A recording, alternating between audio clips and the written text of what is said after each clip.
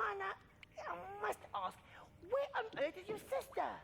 But Maji, I've told you many times coming to the cave that Zana's gone to a school leadership camp. Of course you did say. Yes, for the 1000th time now. Are you ready? Yes, I'm ready. That's why I'm here, Maji. I'm very ready. Are you steady? I am very steady. All right. You did say that you wanted to learn about Mandela now. Yes, but wait. Okay. Before we actually finish off, I wanted to find out, do you actually think that the more people know about Nelson Mandela is the more that they will get along better? Yamana, I do think so, but I think that we need to read the book first. And then you hear what the book says, and then you can tell me what you think. How about that? Do you think it will help though? I think so, but I think we need to read the book, shall we? Yes. Let us. Yes. Read. Let me take you on a journey of the mind, with pages of adventures of the strangest kind. Just take some time to listen to what I have to say, and let your imagination fly away with me today. Oi. Oh. Mr. Nelson Rolihlahla Mandela. Oh, da. Ooh, rest in peace. Thembi and Themba learn about Nelson Mandela. Thembi looked sad. "How? What's wrong, Thembi?" asked Mother. "Today in class, we talked about Nelson Mandela, and I realized that I don't know much about him," Thembi said sadly. "I don't either," said Themba. "Did you know him, Mum?" "I did not know him personally, but I know his life story," replied Mother. "Come, sit with me and I'll tell you. You can ask me questions anytime you think of something you would like to know more about, okay?" Mother offered kindly. Long ago, on 18 July 1918, a small Xhosa boy was born in the village of Mvezo on the banks of Mbashe River in Transkei in the Eastern Cape. His parents named him Rolihlahla Mandela. Rolihlahla means pulling a branch from a tree or troublemaker. Mother began. Rolihlahla's father and grandfather were great chiefs of the royal house of the Abatembu. When he was young, at the age of 12, his father died. Rolihlahla went to live with Chief Jongintaba Dalingebo in Qunu, where he was treated as one of the royal family, said Mother. Thembi and Themba listened very carefully to every word. In the Abatembu clan, people called him by his clan name, Madiba, said Mother. "We also called him Madiba, don't we, Mother?" asked Themba. "Yes, it is a name that shows how much we all love him," agreed Mother. Madiba had a great influence on many people throughout the world, through his message of love, tolerance, and forgiveness. The little Madiba loved Qunu. It was a beautiful place of hills and valleys and pasture lands. There were streams and rivers. Madiba loved playing and stick fighting with the other boys of the village, and fishing and swimming. He marveled at the rural beauty and herded sheep and cows. Mother continued with the story. When he was 7, Madiba went to school. He was the first person from his family to attend school. It was here, on his first day, that he was given the English name Nelson, Mother explained. "Mother," asked Thembi. "did Madiba go to high school too?" "Oh yes, Thembi," answered Mother patiently. "Madiba always valued education. He knew how important it was to stay in school and get a good education. Later, when he was a young man, he went to the University of Fort Hare in 1939. There, he met Oliver Tambo, who became a close and lifelong friend. He also met and formed friendships with other students who would go on to play leading roles in the struggle for a free and democratic South Africa. This is also where he got involved in student politics, said Mother. Madiba was very young and already wanted to make a difference in people's lives, didn't he, Mother? Asked Temba. That's right, Temba, answered Mother. He saw how non-white people were treated differently than white people, and he wanted to change that. He felt the government system was unfair towards non-white people and devoted himself to make his people free from the oppression they lived under. He left Fort Hare and went to Johannesburg. There he met Walter Sisulu, who was to have a great influence on him. Walter Sisulu had a talent for leadership and organization and occupied an executive post in the ANC's Transvaal division. Together with Madiba and others, he helped in forming Umkhonto weSizwe, the military wing of the ANC. Walter Sisulu found a job for him with a white firm of attorneys. Madiba went to live with Walter Sisulu and his mother in Orlando in Soweto, said Mother. Later, Madiba founded a law firm in partnership with Oliver Reginald Tambo, added Mother. Oh, by the way, Said Tembi. Madiba loved boxing, didn't he, Mother? He did indeed. And he spent his spare time training at the local gym, said Mother. I bet he was as good as Baby Jake, said Temba. I will also start boxing and I'll call myself Baby Temba. Both Mother and Tembi laughed. Are you sure you want to do that, Baby Temba? Tembi asked. Temba pouted. Madiba enrolled for a law degree at the University of the Witwatersrand, commonly known as Wits, continued Mother. I know where Wits is, Mother, said Tembi. That's where the Johannesburg Planetarium is. Yes, that's right, Tembi, praised Mother. You know what, Maji? There are so many interesting facts about Nelson Mandela that I didn't know about. So many. Really? Yeah. Such You know, as? like one of them, for instance, is like the facts about Mandela's childhood. There's so much that I didn't know about that. You know, my dear friend Tamana, there is so much about Mandela's life that teaches us lessons. That's very true. You know, in fact, I would love to take this book to school so that we can read it to all the students. And then we could see what they understand, what they know about Mr. Nelson Mandela. But do you have like any pictures of him? Oh, or, you know, when he was young? my Gangan has always got magic up his sleeve.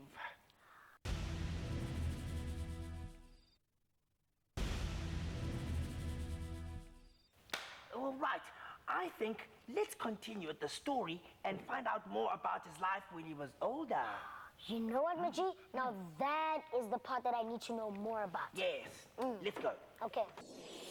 At Wits, Madiba met activists from the Indian community, people like J.N. Singh and Ishmael Mir, who would also go on to play huge roles in the struggle for freedom from oppression. They were members of the South African Communist Party, or the SACP, together with people like Joe Slovo and Ruth First. In 1944, Madiba joined the African National Congress. He also helped found the Youth League, the ANC Youth League, in 1944. And then one day, Madiba met a fiery young man on the streets of Johannesburg, and who was to become a close and lifelong friend. He was named Ahmed Katrada, a member of the SACP, Mother said. Ahmed Katrada was only in high school when he met Madiba, and they were friends for 67 years. They were in many court cases together, and he was also imprisoned with Madiba on Robben Island. Then Madiba met his first wife, Evelyn Mase. They had a son named Tembi. Hey, same name as me, laughed Tembi. Unfortunately, Madiba and Evelyn got divorced in 1958. He married his second wife, Nomzamo Winifred Matikizela. She came from Bizana in the Eastern Cape, said Mother. I know about Mama Winnie, Cried Temba. she visited our school. Yes, Temba, said Mother.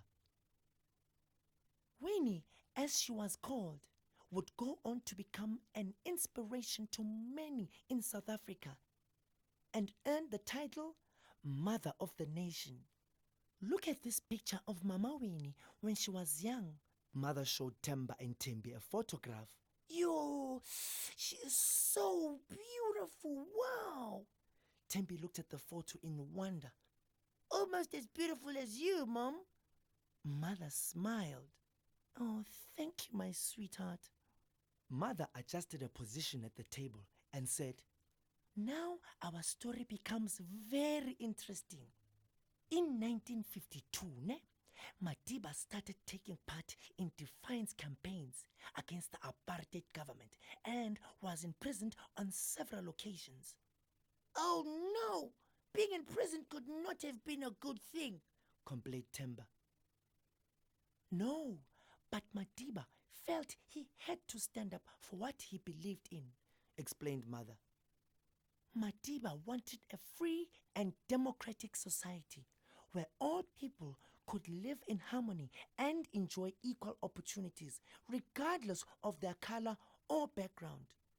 Later, Madiba realized that protest by peaceful means was not working. He was instrumental in forming Umkhonto weSizwe, the military wing of the ANC, and served as its first leader. Madiba soon found himself on the run from the law. He traveled across Africa and to London for support of the cause of the ANC. He met with presidents, prime ministers, and kings. When he came back to South Africa, he joined people in hiding at the Lily's Leaf farm in Rivonia. Nowadays, it is a tourist attraction as a museum and heritage site. When Madiba was in hiding on the farm, he worked under the name David Mutsamai for the owner of the farm. During a raid by police, several prominent members of the ANC were caught. After a long chase, Madiba was cornered and caught too. In all, 19 members of the ANC were arrested. Wow, you know what, Muchi? I actually think it must have been very difficult for Nelson Mandela in prison. He went through so much, so much. You know, Tamana, my friend, I think that's why it is so important that each and every one of us, the world over, plays their own special way, a role that will help carry the legacy forward. You understand what I mean? I understand what you mean, Muchi. Yeah. Must have been terrible.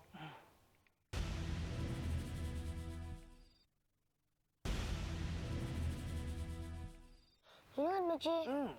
I actually believe and think that we all need to work better at understanding each other and being Absolutely. kind to each other. Nothing surpasses that, my dear friend.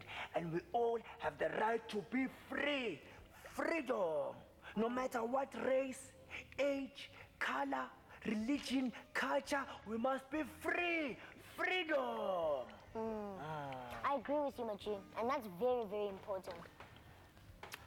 I think we should continue the story. What do you think? I think it's very interesting. Let's continue. There's Let a us. lot to learn still. Let us. Okay. All that talk made Mother thirsty. She went off to the kitchen to make herself some tea. Wow, what a story! Exclaimed Temba. Yes, it is, hey Temba. It seems that every once in a while there are those that sacrifice everything so that others are free and happy. It takes someone very special like Madiba to do just that, replied Tembi, with a very near tear in her eye. Well, what happened after he was caught, Mum? Asked Temba, just as Mother returned with a cup of tea. She also brought along 2 tall glasses of orange juice for Tembi and Temba. Okay, Madiba and the others were charged with treason and had to appear before court. This became known as the Rivonia treason trial. During the trial, Madiba and the others accused were defended in court by lawyers who included Bram Fisher and George Bezos. Madiba and his comrades were found guilty of treason and sentenced to life imprisonment. They were sent to serve out their punishment on Robben Island off the Cape Coast, informed Mother. What is treason, Mom? Asked Temba. Okay, that is when you betray your country by trying to overthrow the government, explained Mother. But you must remember, Temba, that only whites were given privileges such as the right for voting and freedom of speech and movement. Non-whites were denied all of these rights. By defying the apartheid government, Madiba worked towards equal privileges for all in South Africa. Today, Robben Island is a very famous tourist attraction. Many tourists go there to see where Madiba spent so much time for what he believed in. Madiba spent almost 27 years in prison, Mother continued. He was willing to give up his life for freedom for all in South Africa. His sacrifice inspired the world. Upon entering prison, he left behind his young wife and small children. His prisoner number was 46664. This number is now famous around the world, added Tembi. Oh, Mother, what happened while Madiba was in prison? Inquired Tembi anxiously. Okay, well, during his term in prison, great pressure was put on the apartheid government by people and organizations within the country and in exile, explained Mother. Countries from across the world called for Madiba's release and imposed sanctions against South Africa. These sanctions meant that South Africa was cut off from many opportunities for trade with other countries. This affected the economy in our country at the time. Our sports teams were also not allowed to play against the teams of other countries, and our athletes were not allowed to participate in international championships. Mom, didn't children also take part in boycotts and marches against the unjust policies of apartheid during those days? Asked Tembi. Oh yes, my dear. Indeed they did. There was also the Soweto uprising in 1976 that saw learners across the country boycotting classes. But it ended in great tragedy. Hundreds of our children were gunned down mercilessly by the apartheid police, said Mother with a sad and faraway look in her eyes. But hey, cheer up. Now for the good news, announced Mother. Tembi and Temba smiled at each other. Finally, in February of 1990, the apartheid government, led by President F.W. de Klerk, announced the unbanning of the ANC and other political groups that had gone underground or which were exiled. What about Madiba, Mother? What about Madiba? Cried Temba excitedly. On 11 February 1990, Nelson Mandela walked out of prison a free man. He was joined by his wife Winnie and the whole family to celebrate his freedom, revealed Mother. Was that when the old South Africa became the new South Africa, Mom? Inquired Tembi. Almost, answered Mother. Following negotiations with the apartheid leaders, a peaceful transition of power was achieved. South Africa held its first elections in which all South Africans could participate on 27 April 1994. By the vote of the people, Nelson Mandela then became the first president of a democratic and free South Africa, said Mom proudly. Leaders from countries all over the world attended this great event at the Union Buildings in Pretoria. Madiba received citations and awards from many nations all over the world. In 1994, he shared the Nobel Prize for Peace with F.W. de Klerk, together with Mr. Thabo Mbeki. Mr. de Klerk served as one of 2 deputy presidents during that time. Madiba served only 1 term of 5 years as president. He founded the Nelson Mandela Children's Fund in 1995 to help children, particularly orphans. Madiba loved children, and he believed that children were the future of the world. Madiba and Winnie were divorced in 1996, and on his 80th birthday, on 18 July 1998, he married Graça Machel. She is the only woman in history to have been married to the presidents of 2 separate republics. She was the widow of Samora Machel, who was president of Mozambique. In June 1999, Madiba retired from politics, but he was still a very busy man. He received many famous visitors, from world leaders to celebrities. He used his time to do good work. In 2004, at the age of 85, Madiba eventually decided that he was retiring from his public life to spend time with his wife and family. And then, sadly, after serving our country so well, our beloved Madiba died on 5 December 2013. Mother finished the story. Some people should not die. Oh. I wish he could have lived forever, said Temba. Nobody lives forever, Temba, explained Mother. But we can honor Madiba by always remembering what he stood for and what a wonderful example he was to us all. I will always try to follow his example, always, promised Tembi. Me too, said Temba. Suddenly, his face was widened in a broad smile. And now? asked Tembi. Khulihlahla, said Temba. It was a name that suited him very well. But he was a troublemaker in a good way, at least.